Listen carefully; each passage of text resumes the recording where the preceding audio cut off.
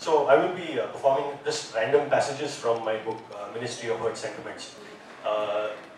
This is the first time I'm trying this, so guinea pig audience as well. The reading probably won't make sense because of the kind of random passages I've chosen, but I suppose that is in the order of things today, not to make sense. So I call this performance One Tight Peep. O Lord of the universe, we bow to you. Give us the sense to not say what we really want to.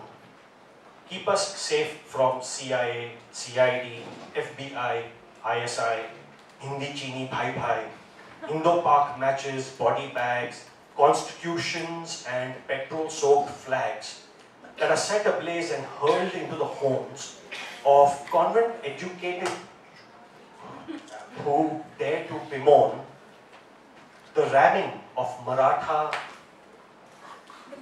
down their throats. Jungle upon jungle pulped into papery consistency. This in itself ought to make headlines.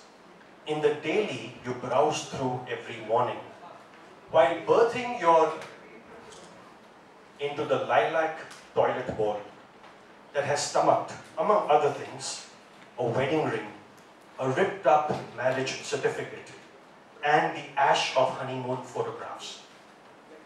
Some days you'd like to flush yourself down too, but you're afraid you'll jam up the loo. Bhanu, your all-purpose Dalit handmaiden, is dead. The next Bhanu will be a man. He'll be grateful for the shack, the running water, the enclosed toilet. He'll put his family to work to swoop away garbage from outside your door, like free home delivery of ancient oppression, jostling with the Italian, Japanese, Thai, and Mexican that arrives at your doorstep in plastic containers. But your wives are new. They buy gloves for the new Bhanu. And they insist that he wears slippers. And they tell him, no more using bare hands to clear jammed loose. Then what? I should use mine to hose away your... He'll mutter to himself. The spark of revolution simmering in him like a pot of street tea. Some metropolis this, where the toilets are amiss. You've got to be shameless to relieve your bladder. Turn your back to the street and unzip against the wall that's been painted over with, oh hell, gods. You stand there with a bursting bladder, staring at Sai Baba's beard, gazing at the scrawny, loinclothed Jesus. That crescent Eid moon on Shiva's head, compensating for the terrible rendition of the Kaaba. You titter to see someone else's blasphemy puddled at the bottom of the sacred divider. On the other side of the wall stands the Ministry of Hurt Sentiments, whose officials are piqued by your interest in someone else's wall-pissing antic. They notify their office of frantic fanatics, whose members will soon descend on your home in droves, frothing at their mouths, armed to their teeth. Slipper-clad feet will kick in your main door and catch you spilling your seed before the video of an American brunette named Christy Sucker, taking a 2-foot-long up her pink. Your own erect is in the grip of a man whose other hand holds a chaku that slices your in two. Someone jams a piece of it into your mouth, the other piece is pushed up your... Before the frantic fanatics depart, they unzip over your writhing, screaming body and piss on you like you were a wall that has been painted over with atrocious art, masquerading for century upon century upon century as untouchable, infallible divinity.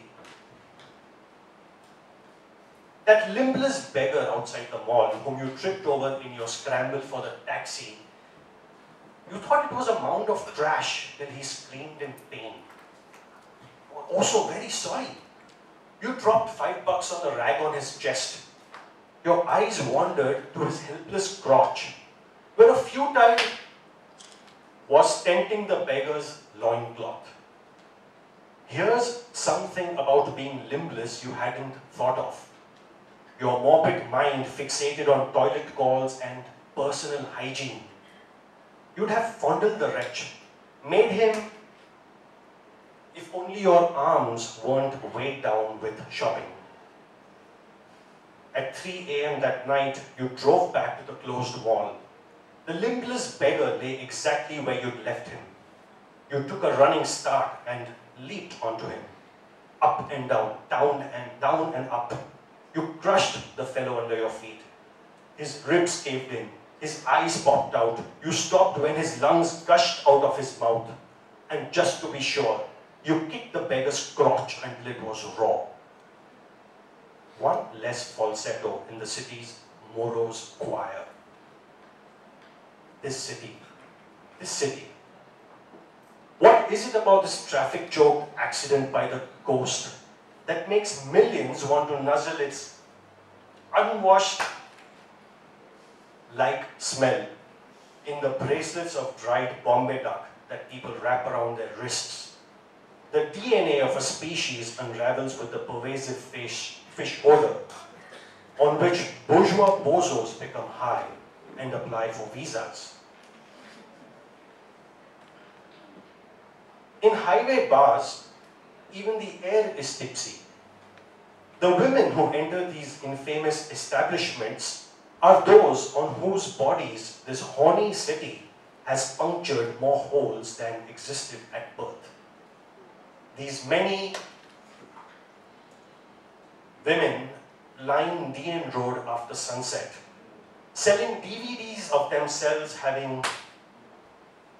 with established family men who had no idea that the evening they'd squeezed in on the way home would someday become an internet craze and one day be accessed by their teenage children who have begun wondering, now that dad's a porn star, what will mom be up to next? Mom bides her time in the kitchen, rolling out scarily circular chapatis and hotel-perfect gravies, until one abrupt afternoon, she snarls and grunts in vulgar French and bursts into a life-sized copy of Beauvoir's The Second. Dad tries to flee. Mom traps him shut between pages 89-90 that talk of how women who resort to violence are simply mimicking a primitive patriarchal impulse. Mom, the book is beyond giving a... She compresses her husband like a flower, turning him into a memento of a porn star father. The second becomes drenched with blood. It was probably that time of the month when encroachers of mineral-rich hills are lined up around a well and asked if they would like Pepsi with the bullets that blow their brains and take them straight to an air-conditioned hell, where the corridors all lead to fast food chain stores, in which rotten-toothed cashiers insist you take fries with that. You hand the cashier the keys to your government-gifted flat and your train pass, your graffitied ballot paper. You slip her a copy of The Second, which is still dripping with blood.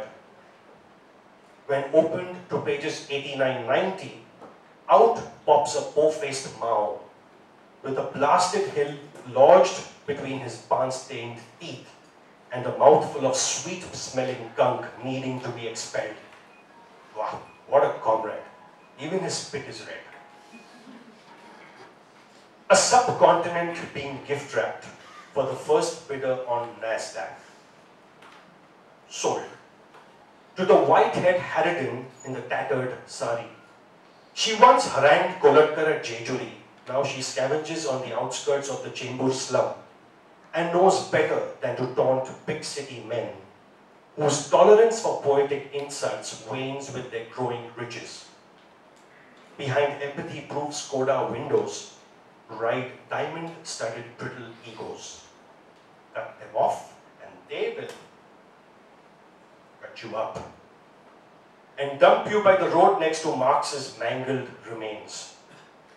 Lacking a mouth, the philosopher's orifices will pontificate about the highway as class war at breakneck speed. The only revolution here being the turning of wheels. That's the only, that's the limit of my punching in the finger.